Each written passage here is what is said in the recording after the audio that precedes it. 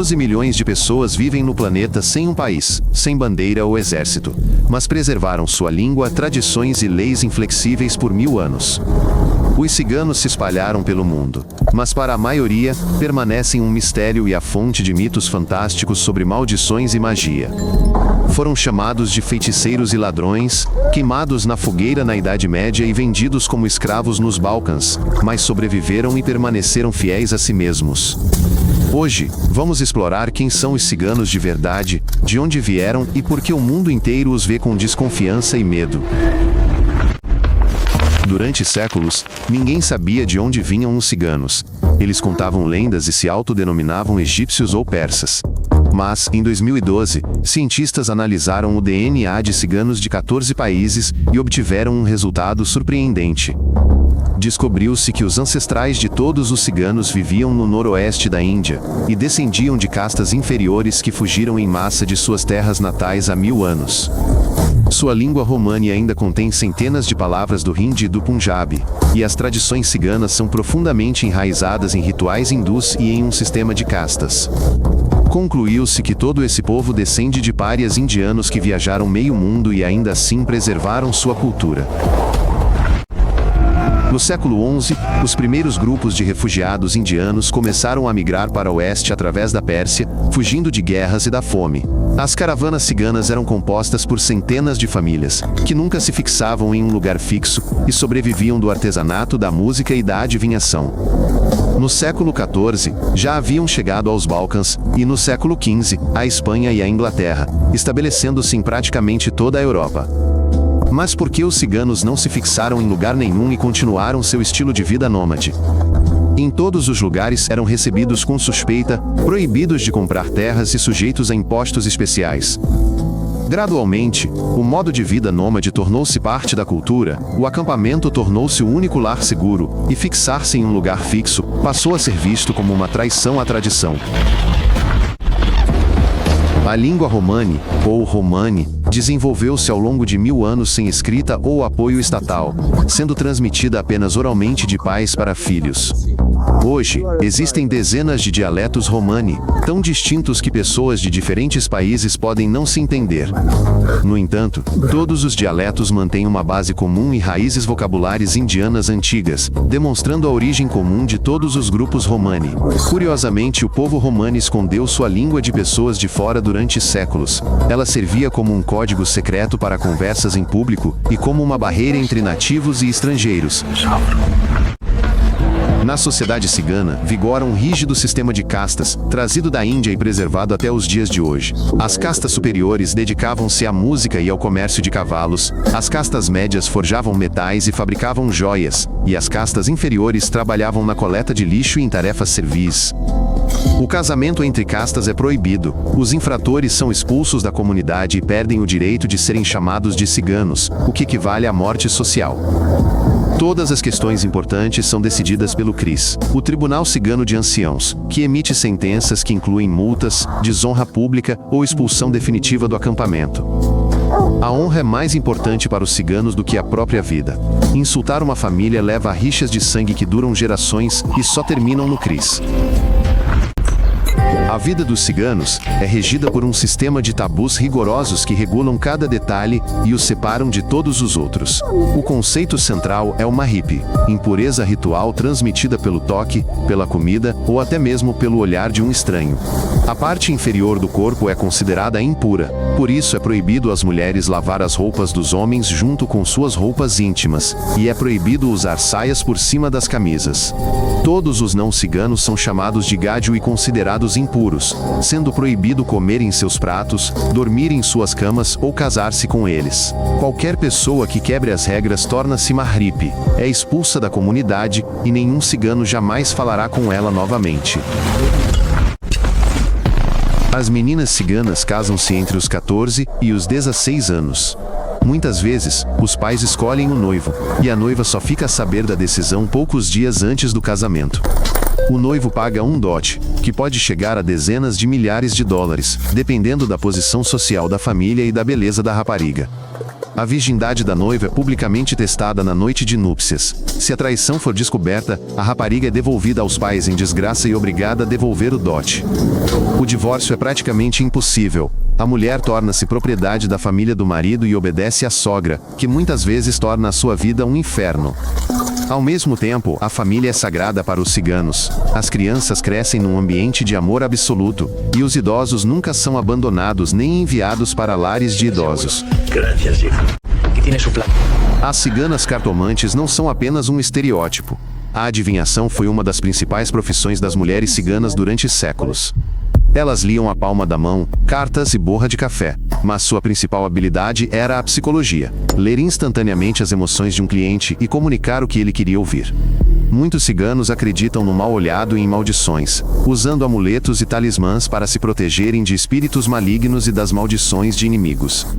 Existem dinastias inteiras de magos e xamãs ciganos, que transmitem o conhecimento secreto apenas aos seus filhos, e nunca o revelam a estranhos. A música cigana era a única coisa que o mundo aceitava desse povo sem preconceito. Ela cativou a Europa com sua paixão e técnica virtuosa. Os ciganos se tornaram grandes violinistas, guitarristas e cantores, criando o flamenco na Espanha e o jazz cigano na França. Além da música, os ciganos eram ferreiros, forjando facas e ferraduras, treinando ursos e apresentando espetáculos circenses em feiras. Essas profissões eram itinerantes e podiam ser exercidas em qualquer lugar, tornando-as ideais para um estilo de vida nômade, sem a necessidade de se fixar em um lugar fixo.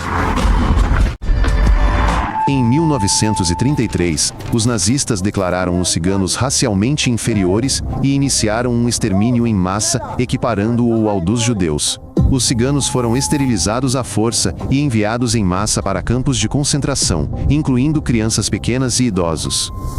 Auschwitz possuía um campo separado para ciganos, onde ao longo de 2 décadas, mais de 20.000 pessoas morreram de fome, doenças e experimentos médicos. No total, durante a guerra, os nazistas exterminaram entre 500.000 e 1,5 milhão de ciganos, um genocídio conhecido como porasmos, absorção. Mas, diferentemente do Holocausto judeu, o genocídio cigano foi abafado por muito tempo.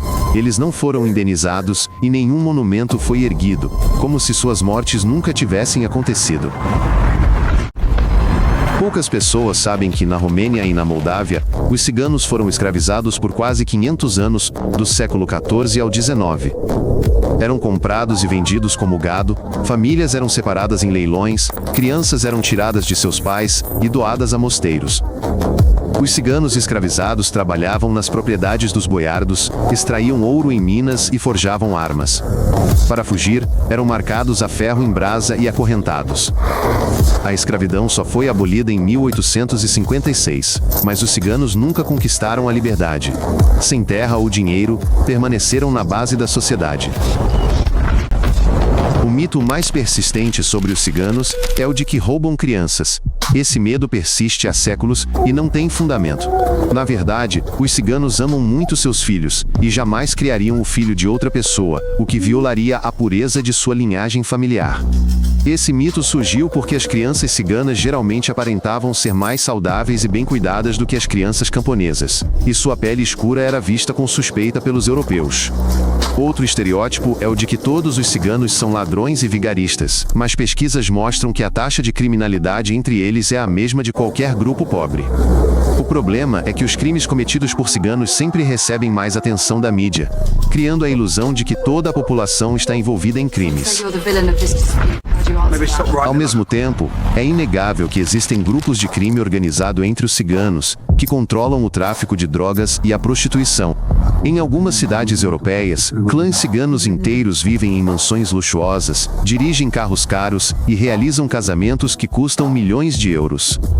Esse dinheiro é ganho por meio de crimes e fraudes. As crianças são treinadas desde cedo para roubar e se tornarem parte dos negócios da família.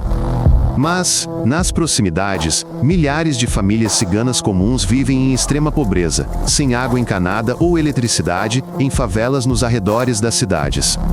O contraste é gritante. Alguns ciganos desfrutam do luxo da riqueza criminosa, enquanto outros sobrevivem em lixões e não conseguem mandar seus filhos para a escola. Muitas pessoas desconhecem que algumas figuras mundialmente famosas tinham raízes ciganas e esconderam isso devido ao preconceito social. Charlie Chaplin era descendente de uma família cigana por parte de mãe. Sua mãe era uma cigana da Inglaterra, e talvez essa linhagem tenha lhe conferido talento artístico. Pablo Picasso também tinha raízes ciganas por parte de mãe. Seu amor por cores vibrantes e imagens apaixonadas pode ter sido uma herança de seus ancestrais. Entre os ciganos havia grandes músicos, como Django Reinhardt, o criador do jazz cigano, que se tornou uma lenda apesar de ter perdido 2 dedos em um incêndio. Hoje, os ciganos continuam sendo o povo mais discriminado da Europa. São impedidos de obter emprego e moradia e sofrem insultos públicos nas ruas. Em alguns países, crianças ciganas são enviadas para escolas especiais para deficientes mentais, apesar de não haver indicação médica para isso. Muitos ciganos ainda não possuem documentos nem cidadania, ficando presos entre países e sem acesso a cuidados médicos ou benefícios sociais. As tentativas de integração fracassam porque os próprios ciganos não estão dispostos a abandonar suas tradições, e a sociedade não está disposta a aceitá-los como são. É um ciclo vicioso.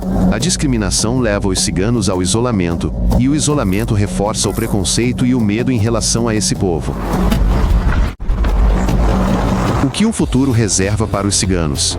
O desaparecimento na sociedade ou o isolamento completo? É provável que ambos os cenários se desenrolem em paralelo. Alguns ciganos já se integraram, receberam educação e emprego, abandonaram tradições e vivem vidas comuns. Seus filhos sequer falam romani. Outros estão se refugiando cada vez mais em comunidades fechadas, onde as tradições se tornam mais rígidas e o contato com o mundo exterior é mínimo. Os ciganos sobreviveram ao genocídio, à escravidão e a séculos de perseguição, mas preservaram sua identidade e provavelmente encontrarão uma maneira de sobreviver no mundo moderno. Se você achou isso interessante, inscreva-se para não perder novos episódios. Mantemos tudo curto e direto ao ponto.